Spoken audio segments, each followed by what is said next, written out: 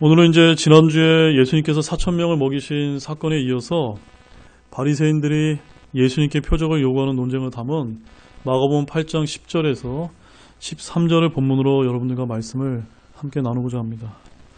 자, 먼저 본문에 기록된 바리새인들이 표적을 구함에 관한 논쟁은 바리새인들이 예수님께 하늘로부터 오는 표적을 요구함으로써 일어나게 되었다라고 기록이 되어 있습니다.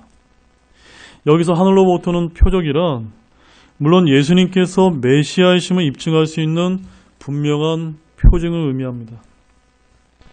그러나 바리새인들이 예수님께 하늘로부터 오는 표적을 구한 것은 그것을 보고 주님을 믿기 위함이 아니라 그분을 시험하기 위함이었다는 것을 우리가 알 필요가 있습니다.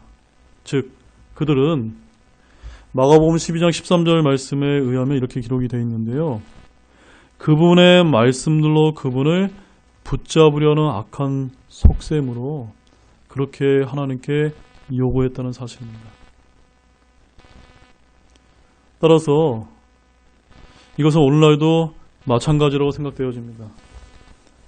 하나님의 말씀을 사랑하는 사역자와 성도들, 그리고 교회를 시험하고 무너뜨리는 사악한 자들이 우리 주변에 늘 있을 수 있다는 것을 경계하고 또한 깨어있기를 바랍니다. 아무튼 여기서 예수님께서는 그들의 간사한 계략을 간파하시고 본문 12절 말씀에 가보게 되면은 자신의 영으로 깊이 탄식하시며 그 다음에 뭐라고 말씀하셨습니까? 이 세대에게는 아무 표적도 주지 아니하리라라고 말씀하셨습니다. 그런 다음에 주님께서는 그들을 떠나서 다시 배에 오르사 건너편으로 떠나가셨다라고 하는 이 말씀이 오늘 본문 10절에서 13절 말씀의 핵심 이제 줄거리가 되겠습니다. 자, 그럼 지금부터는 이와 같은 내용을 담고 있는 이 본문이 이런 어두운 시대를 살고 있는 저와 여러분과 같은 신약의 그리스도인들에게 어떠한 영적인 교훈을 전해주고 있는지를 오늘은 딱 두 가지만 여러분들과 살펴보겠습니다. 먼저 첫 번째, 우리는 하늘의 표적보다는 지혜를 추구함으로써 요나의 표적이신 그분을 바라보아야 합니다라는 부분을 좀 보겠습니다. 우리 본문 11절에서 12절 말씀을 함께 다시 읽겠습니다. 바리새인들이 나와 그분과 논쟁을 시작하며 그분을 시험하여 하늘로부터 오는 표적을 그분께 구하거늘 그분께서 자신의 영으로 깊이 탄식하시며 이르시되 어찌하여 이 세대가 표적을 구하는가? 진실로 내가 너희에게 이르노니 이 세대에게는 아무 표적도 주지 아니하리라 하시고. 여기서 바리새인들이 예수님께 나와서 논쟁을 시작하며 주님을 시험했는데 그 시험의 내용은 어떤 거였습니까? 하늘로부터 오는 표적을 보여달라고 하는 그런 요구였습니다. 즉 예수님께서 하나님께서 보내신 진짜 메시아임을 입증할 수 있는 하늘의 표적을 보여달라는 그런 말입니다. 여러분, 성경에는 하늘로부터 오는 표적을 보인 많은 사람들이 있었다라고 기록이 되어 있습니다. 대표적으로 어떤 사람이 있었습니까? 여러분들이 잘 아시는 모세 같은 경우는 하늘에서 만나를 내렸고요. 또한 여호수아는 해와 달을 멈추게 했고 그 다음에 엘리야 같은 경우는 하늘에서 불을 내렸습니다. 물론 이 모든 하늘의 표적은 하나님께서 친히 행하신 기적들이었지만 오늘 본문에 보게 되면 바리새인들은 하나님의 대언자들이 행한 것으로 오해하고 잘못 알았던 것입니다. 어쨌든 그들은 하늘로부터 오는 표적을 나타내 보임으로써 자신들이 하나님께서 세우신 대언자임을 입증하였던 것은 맞습니다. 그래서 당시 이 바리새인들도 예수님께 요구했던 것이 바로 이러한 하늘로부터 오는 표적이었던 것입니다. 그러나 사실 예수님께서는 자신이 메시아임을 증명하는 표적을 수도 없이 행하시고 보여주셨습니다. 그래서 성경을 보게 되면 메시아가 오시면 행하실 일들이 잘 대언이 되어 있습니다. 그 일들은 무엇이었습니까? 아픈 자들의 병이 낫고 마귀들이 나가고 죽은 자가 살아나는 일 등이 바로 그것들이었습니다. 예수님은 공생의 사역 기간 동안 이러한 표적들을 친히 보여주심으로써 분명히 하나님께서 보내신 하나님의 아들이자 메시아이심을 친히 드러내셨습니다. 그럼에도 불구하고 바리새인들은 예수님을 메시아로 인정하지 않고 그분께 하늘로부터 오는 표적을 요구했다는 점입니다. 참으로 예수님 당시 바리새인들은 자신들이 성경에 매우 정통하다고 말하였음에도 불구하고 자신의 눈으로 실제로 그리스도와 그분께서 메시아이심을 입증하는 수많은 표적을 보고도 믿었습니까? 안 믿었습니까? 믿지 못했던, 한마디로 말해서 영적 소경들이었다는 사실입니다. 뭐라고요? 영적 소경들이었다는 사실입니다. 우리 고린도전서 1장 22절에서 23절 말씀 한번 보십시오. 유대인들은 표적을 요구하고 그리스도인들은 지혜를 추구하나 우리는 십자가에 못 박히신 그리스도를 선포하노니 그분은 유대인들에게는 걸려 넘어지게 하는 것이요 그리스도인들에게는 어리석은 것이로되. 유대인은 표적을 요구하나 저와 여러분 같은 그리스도인들은 무엇을 추구해야 됩니까? 지혜를 추구해야 됩니다. 근데 지혜를 추구하는 것이 무엇입니까? 십자가에 못 박히신 우리를 구원해 주신 그 예수 그리스도만을 선포하는 것이 바로 지혜를 추구하는 것이다 라고 말씀하고 있습니다. 여러분, 결국 표적을 구했던 영적 소경들인 이런 유대 지도자들과 그들의 말을 따랐던 유대 백성들이 어떻게 되었습니까? 자신들 앞에 오신 메시아이자 구원자이신 예수님을 거부하고 십자가에 못 박아 죽이는 어리석은 자들이 되지 않았습니까? 한마디로 모두가 영적 소경들이었던 것입니다. 그들이 그렇게 된 데는 유대의 종교 지도자들의 책임이 가장 크다고 하지 않을 수가 없습니다. 그들로 하여금 초림하신 유대의 왕이자 메시아이신 예수님에 관한 구약의 대언서들을 부지런히 공부하고 바르게 판단해서 유대 백성들을 이끌어야 할 유대 종교 지도자들이 오히려 소경에 불과했다는 점입니다. 저는 이런 말씀을 통해서 오늘날 목사들이라고 하는 이런 분들이 정말로 영적 소경들이 되어서는 안 된다고 생각하고 있습니다. 자, 여기서 바울은 유대인들은 표적을 요구하나 그리스도인은 지혜를 추구한다고 하였습니다. 그 지혜는 무엇이라고 말씀을 드렸습니까? 오직 십자가에 못 박히신 예수 그리스도를 선포하는 것이라고 강조를 해드렸습니다. 그러면 왜 하나님께서는 굳이 많은 것도 있는데 하늘의 표적이 아니라 갈보리 십자가만을 강조하셨던 것일까요? 고린도전서 1장 20절 21절 말씀을 한번 보시겠습니다. 지혜로운 자가 어디 있느냐? 서기관이 어디 있느냐? 이 세상의 변론가가 어디 있느냐? 하나님께서 이 세상의 지혜를 어리석게 만들지 아니하셨느냐? 하나님의 지혜에 있어서는 세상의 지혜로 하나님을 알지 못하므로 하나님께서 복음 선포에 어리석은 것으로 믿는 자들 구원하신 것을 기뻐하셨도다. 그 이유는요, 그 진짜 이유는 다른 데 있지 않습니다. 이 세상의 지혜로는 하나님의 지혜를 깨닫지 못하기에 복음 선포에 어리석은 것으로 믿는 자들을 구원하신 것을 누가 기뻐하시기 때문입니까? 하나님께서 그런 방법으로 믿는 것을 기뻐하시기 때문입니다. 오늘날 세상 사람들은 하나님께서 어디에 계시냐? 예수님이 어디 계시냐? 예수님께서 언제 십자가에서 죽으시고 부활하셨느냐? 또 그분이 다시 오겠느냐라고 수없이 저와 여러분들에게 조롱 섞인 질문을 하지만 오로지 하나님께서 무엇만을 전하고 계십니까? 십자가에 못 박히신 그리스도만이 하나님의 권능이요 하나님의 지혜라고만 답변해 주실 뿐입니다. 세상의 지혜로는요, 이러한 것이 굉장히 어리석어 보이지만 하나님께는 유일한 지혜라고 말씀하십니다. 여러분, 이것을 다 믿으십니까? 그러므로 멀리서 찾지 마시고 성경에 기록된 예수 그리스도가 과연 누구이신지를 찾으시려 애쓰신다면 거기에 분명한 해답이 있습니다. 어리석게도 이 세상의 철학과 과학과 그리고 이성과 논리로 아무리 찾으려 해도 그 진리는 결국 찾을 수 없는 것입니다. 영감으로 기록된 하나님의 말씀에서만이 오직 그 진리를 발견할 뿐이라는 것을 굳게 믿으시기 바랍니다. 그래서 요한복음 5장 39절에서는 이렇게 이야기합니다. 성경 기록들을 탐구하라. 너희가 그것들 안에서 영원한 생명을 얻는 줄로 생각하거니와 그것들은 곧 나에 대하여 증언하는 것들이라. 여기 나가 누구십니까? 예수 그리스도 아닙니까? 예수 그리스도를 우리가 알기 위해서는 성경 기록들을 탐구하라고 말씀하고 계십니다. 아니, 명령하고 계십니다. 그래서 오늘날 신약 성도이자 성경 신자의 우리들은 유대인들처럼 어리석게 저 하늘에서 온 어떤 표적들을 우리가 구하기보다는 하나님의 지혜의 말씀인 성경 말씀을 부지런히 탐구하는 여러분들이 되시기를 바랍니다. 더욱이 우리는 성경 기록을 탐구할 때 다음의 자세가 저와 여러분들의 요구가 되고 있습니다. 그 말씀을 우리 한번 찾아보겠습니다. 사도행전 17장 11절 말씀입니다.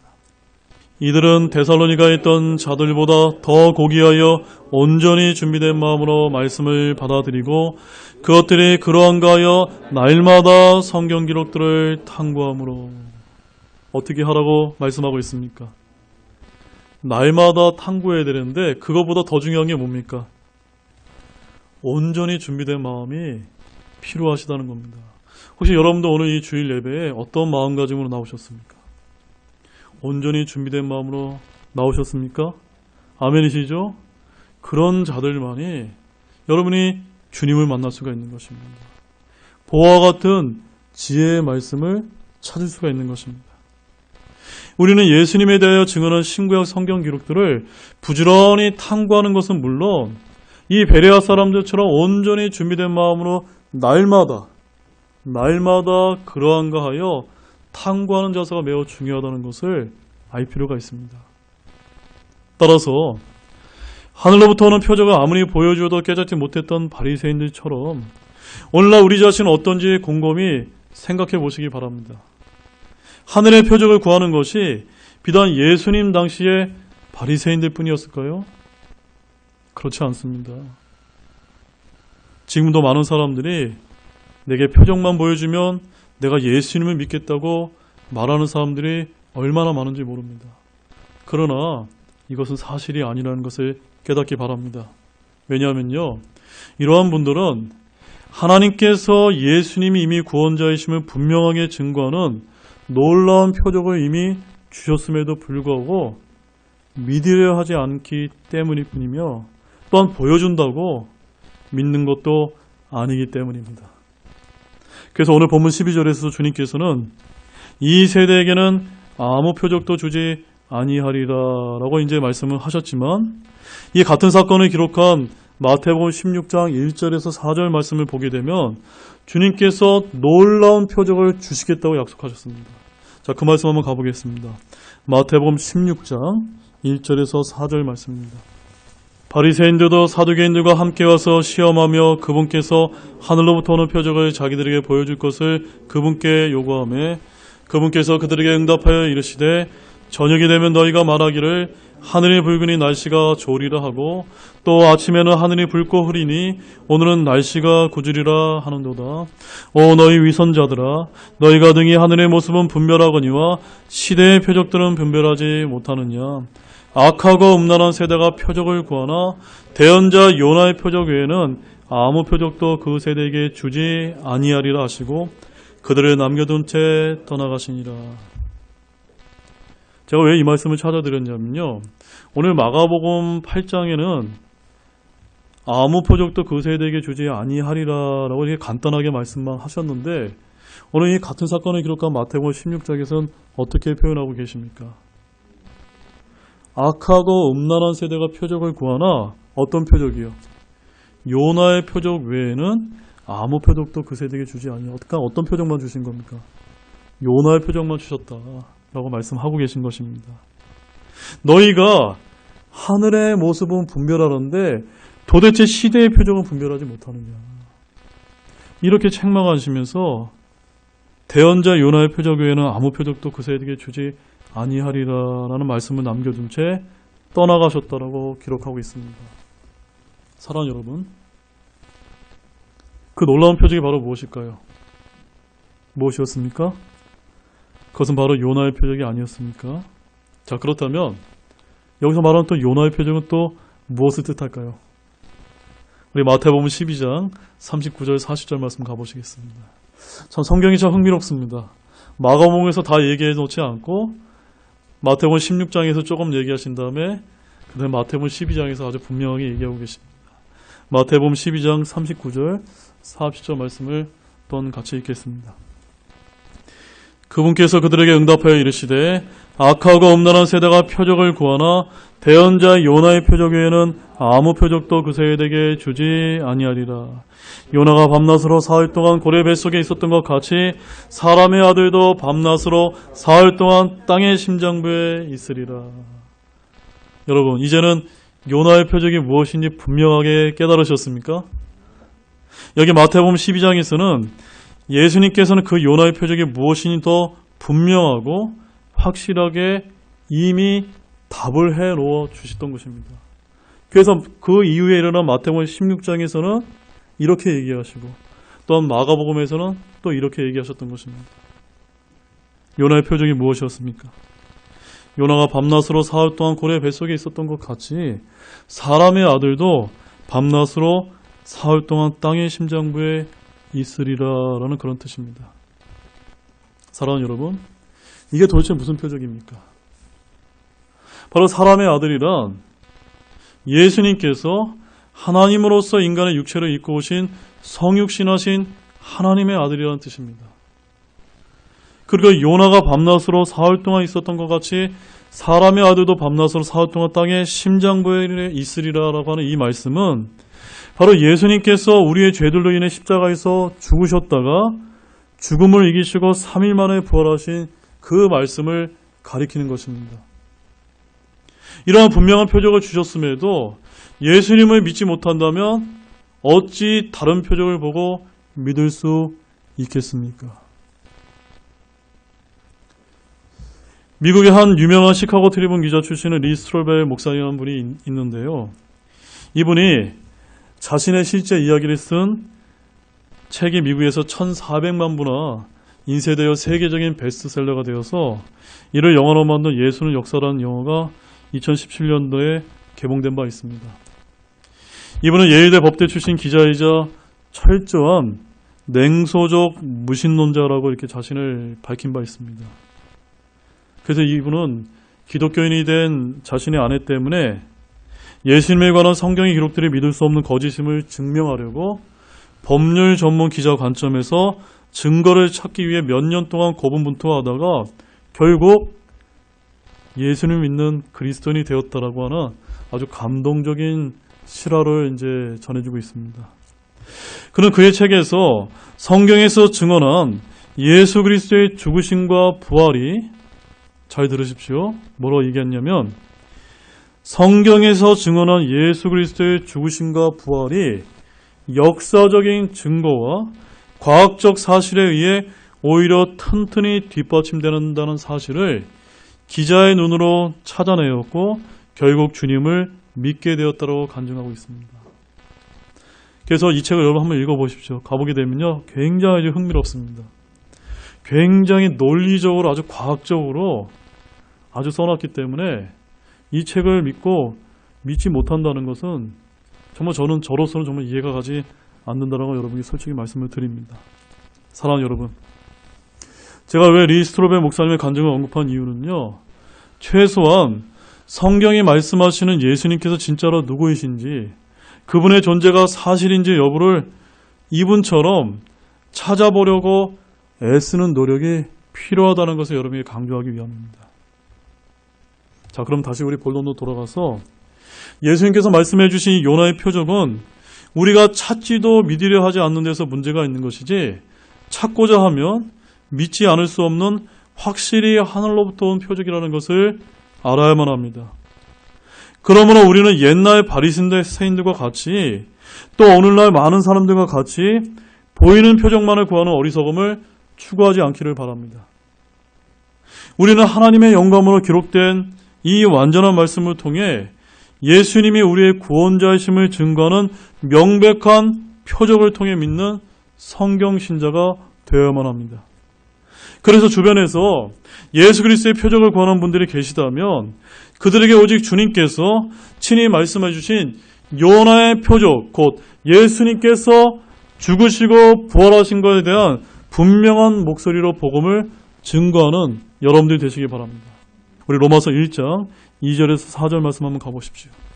이 복음은 그분께서 자신의 대언자들을 통하여 기록한 성경 기록들에 미리 약속하신 것으로 자신의 아들 예수 그리스도 우리 주에 관한 것이라. 그분께서는 육체로는 다윗의 씨에서 나셨고 거룩함의 영으로는 죽은 자들로부터 부활하심으로써 하나님의 아들로 권능 있게 밝히 드러나셨느니라. 어떻게 드러나셨다고 말씀하고 있습니까? 권능 있게 밝히 이미 드러난 것입니다. 그러므로 우리는 어떻게 하기만 하면 됩니까? 그것을 주변에 있는 믿지 않는 분들에게 소개만 하시면 됩니다. 요나의 표적이신 그리스도만을 소개하시는 저와 여러분들이 되시기 바랍니다. 자, 두 번째 교훈은 주님은 하나님의 말씀을 거부하고 믿지 않는 세대를 향해 그들의 눈을 멀게 하시고 그들의 마음을 강팍하게 하신다는 점입니다. 우리 마태복음 16장 4절 말씀에 이렇게 기록되어 있습니다. 악하고 음란한 세대가 표적을 구하나 대언자 요나의 표적 외에는 아무 표적도 그 세대에게 주지 아니하리라 하시고 그들을 남겨둔 채 떠나가시니라. 여기서 중요한 부분은 뭐냐면요, 그들을 남겨둔 채 떠나가셨다는 것입니다. 이 중요한 말씀은 예수님의 죽으심과 장사하심과 부활에 관한 언급심을 이제는 여러분들이 잘 아실 것입니다. 바로 예수님께서 죽으신 후 사흘 낮과 밤 후에 자신의 힘으로 무덤에서 나오신 이 요나의 표적은 주님께서 행하신 다른 모든 표적들보다 가장 위대한 것이었음을 말씀하고 있습니다. 여러분, 이것을 믿으십니까?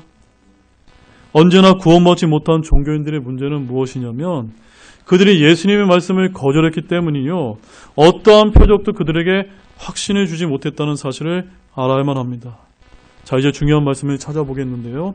요한복음 12장 37절과 40절 말씀을 보겠습니다. 그러나 그분께서 이렇게 많은 기적들을 그들 앞에서 행하셨음에도 불구하고 그들이 여전히 그분을 믿지 아니하였으니, 40절이요. 그분께서 그들의 눈을 멀게 하시고 그들의 마음을 강팍하게 하셨으니 이것은 그들이 눈으로 보고 마음으로 깨달아 회심하여 내게 고침을 받지 못하게 하려 함이라 하였더라.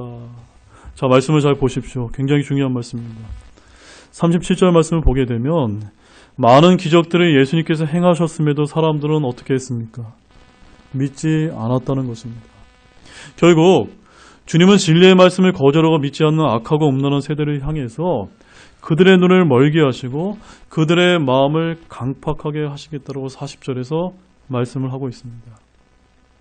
그래서 당시 죄가 없으신 예수님께서 무덤에서 부활하시자 유대 종교 지도자들은 그 사실을 비방하고 마태복음 28장 11절에서 15절 말씀을 가보게 되면 거짓 증인들을 고용해서 거짓 증인을 하게 되었다고 기록하고 있는 것입니다. 사랑하는 여러분, 결국 장차 유대인들이 적그리스도를 받아들일 때가 오게 되면 하나님께서 어떻게 하시죠? 여러분 잘 알고 계십니까? 요한복음 5장 43절에 이렇게 기록하고 있습니다. 내가 내 아버지의 이름으로 왔는데 너희가 나를 받아들이지 아니하나 만일 다른 자가 자기 이름으로 오면 너희가 그를 받아들이라. 여러분, 여기서 다른 자는 누굽니까? 적그리스도가 예수님을 가정해서 오게 되면은 너희가 유대인들이 마지막 때 내 대신 적그리스도를 떠받들어 받아들이게 될 것이다라고 좀 예언이 되어 있습니다. 바로 주님께서는 마지막 때 사탄이 표적들과 거짓 이적들을 행하게 하셔서 그들이 속게 놔두실 것이라는 뜻입니다. 그래서 우리 데살로니가 후서 2장 9절에서 11절 말씀을 우리가 다시 한번 보겠습니다. 그가 오는 것은 사탄의 활동을 따라 모든 권능과 표적들과 거짓 이적들과 불의의 모든 속임수와 함께 멸망하는 자들에게로 오는 것이니 이는 그들이 진리의 사랑을 받아들이지 아니하여 구원을 받지 못하기 때문이라. 이런 까닭에 하나님께서 그들에게 강한 미혹을 보내서 그들이 거짓말을 믿게 하시리니. 그들에게 강한 미혹을 보내서 그들이 거짓말을 믿게 하실 것이라고 분명하게 말씀을 하고 계신데요. 왜 그런지 아십니까, 여러분? 왜 그렇습니까? 그 이유는 그들이 자기에게 주어진 말씀을 믿고 구원받을 수 있는 기회를 하나님께서 여러 번 주셨음에도 불구하고 그 하나의 분명한 표적을 거절했기 때문입니다. 그래서 그들에게 숙고할 것을 남겨주시고 예수님께서는 본문 13절을 보게 되면 그들을 떠나 다시 배에 오르사 건너편으로 그냥 떠나가셨다라고 말씀하고 있는 것입니다. 여기서 그들을 떠났다고 하는 것은 물리적으로 떠나는 행위를 가리키는 것으로 우리는 생각하지만 사실은 이번 장이 있기 전에 그 전에 우리가 보게 되면 예수님께서는 바리새인들에 관해 제자들에게 이와 같이 말씀한 바가 있는데 그 말씀 한번 보겠습니다. 마태복음 15장 14절 말씀 찾아보십시오. 그들을 그냥 두라. 그들은 눈먼 자들을 인도하는 눈먼 지도자로다. 눈먼 자가 눈먼 자를 인도하면 둘 다 도랑에 빠지리라 하시매.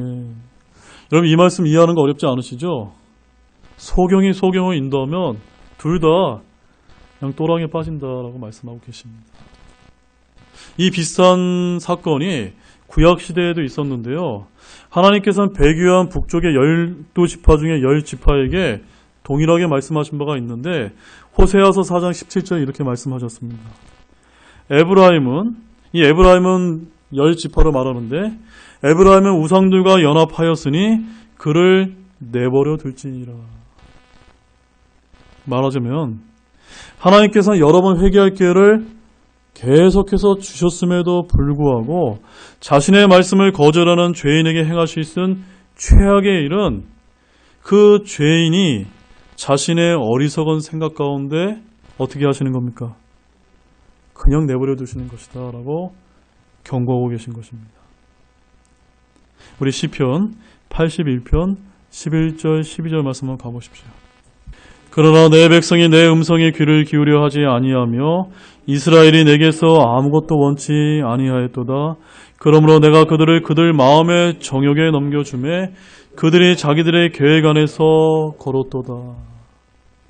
언제나 하나님을 조롱하는 이 세상 사람들은 이렇게 말합니다. 하나님, 왜 저를 가만 놔두지 않으세요? 제가 예수님 안 믿고 하나님도 안 믿는데 왜 저를 가만 놔두세요? 라고 이렇게 이제 조롱합니다. 그러자 하나님께서는 아마도 이렇게 답변해 주실 것입니다. 좋다. 그럼 우리 심판 때 한번 보자. 하나님은 이러한 분이시라는 것입니다. 성령님께서는 여러 번 기회를 주셨음에도 그렇게 말하고 거부한 죄인은 더 이상 다루지 아니하시고 주님께서는 그가 더 이상 전도지나 설교나 성경을 접할 일이 없게 하실지도 모른다는 것입니다. 하나님께서는 그 강팍한 죄인이 죽어서 지옥에 갈 때까지 그가 제멋대로 살도록 내버려 두시는 일이야말로 정말로 두려운 일이 아닐 수밖에 없다는 것을 믿으시기 바랍니다. 마찬가지로 오늘 본문에서도 그토록 많이 예수님께서 행하신 기적들과 표적들을 보았음에도 바리새인들은 진리를 원하지 않았던 것입니다. 진리를 받았다 해도 그들은 수용하려 들지 않았습니다.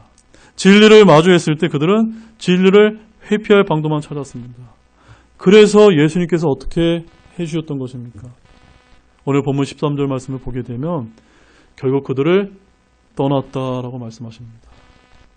또한 제자들에게는 그들을 그냥 놔두라라고 말씀을 하시면서 이 세대에게는 아무 표적도 주지 아니하리라라고 그 말씀만 남겨주신 것입니다. 이것이 오늘 본문 말씀이 우리에게 전해주는 귀중한 가르침입니다. 이제 결론을 맺겠습니다. 사랑하는 여러분, 오늘 이 본문이 가르쳐주고 있는 이런 귀한 메시지가 이것으로만 끝난다면 우리에게 어쩌면 그다지 우리에게 와닿지 않을지도 모릅니다. 그러나 오늘 본문에서 예수님께서 책망하시고 내버려 두신 바리새인의 논쟁을 저와 여러분 남의 일로 치부하지 않기를 바랍니다. 이와 똑같은 이들이 바로 현재 기독교를 대표하고 있는 미국과 우리나라에서 일어나고 있다는 것을 제발 좀 보시기 바랍니다. 한때 기독교 국가라고 자부했던 미국은 지금 어떤 지경이 되었습니까? 오래전부터 공립학교에서 하나님을 추방해버렸고 기도를 금지시켜버렸습니다. 우리나라는 또 어떻습니까? 약 70여 년 전에 재헌 국회 때 목사였던 이윤영 국회의원의 기도로 시작된 그런 나라였지만 지금 국회는 반기독교적인 악법을 끊임없이 제정하고 있습니다. 점점 더 사회주의화 되어가고 있는 미국에서조차도 목사들에게 예수님과 성경을 증거하지 말고 입을 다물라고 요구하면서 현재 하나님의 말씀과 법을 경멸하고 있습니다. 우리나라는 어떻습니까? 이미 군대에서는요, 인권을 내세워서 복음을 증거하지 못하도록 입을 다물도록 하고 있고, 이제 포괄적 차별금지법이 제정이 되면 거리에서 전도지를 나눠주면서 직장에서 복음을 전하는 것조차도 막히게 되려는 그런 시점에 와 있습니다. 따라서 사랑하는 여러분, 주님께서는 하나님의 말씀과 기독교 입국론으로 세워진 미국과 우리나라에서 성경대로 믿는 사역자들이 서서히 줄어들게 하시면서 그 자리에 사람들의 귀를 간지럽혀주고 회중들이 듣기 좋아하는, 정말 그들이 좋은 사람이라고 아첨하는 그런 거짓 교사와 비겁한 목사들로 채워지게 하셨다는 점입니다. 또한 주님께서는 하나님께서 주신 바른 말씀은 예나 지금이나 그대로인데 현재 300개가 넘는 현대 역본 성경들을 성경 시장에 그대로 쏟아놓도록 하셨다는 점입니다. 왜 그러신 것일까요? 주님께서는 이러한 일들이 벌어지는 것을 내버려 두심으로써 그들이 스스로를 저주하게 하신 것은 아닐까요? 하나님의 변함없는 진리는 예나 지금이나 여전히 제자리에 있어 왔지만 우리 세대들이 하나님을 외면하고 진리를 거부하였기 때문에 그냥 내버려 두신 것일 수도 있음을 깨닫고 저와 여러분들이 진실로 하나님께 회개하길 바랍니다. 아멘이세요? 오늘날 사악한 위정자들과 영적 소경들과 같은 그런 종교 지도자들이 넘쳐나는 그 이유는 바로 우리 세대가 악하고 음란한 세대이기 때문에 주님께서 말씀을 통해 주신 그 예수님, 그리 십자가에 못 박히신 그 예수님을 찾지 않고 여전히 신비로운 체험과 같은 하늘의 표적들만을 구하기 때문은 아닐까요? 그러다 보니 겸손하게 하나님의 말씀을 듣고 읽을 때 주님을 발견하는 것이 아니라 은사주의 체험을 혹시 추구하는 것은 아닌지 우리 스스로에게 반문하시기 바랍니다. 그런 악하고 음란한 이 세대를 향해 우리 주님은 요나의 표적 외에는 이 세대에게 아무 표적도 주지 아니라는 이 경고의 말씀을 항상 우리 가슴에 새기는 모든 분들이 되시기를 바랍니다. 그런 모든 분들이 진심으로 되시기를 우리 주 예수 그리스도의 이름으로 축원합니다. 다 같이 일어나시겠습니다.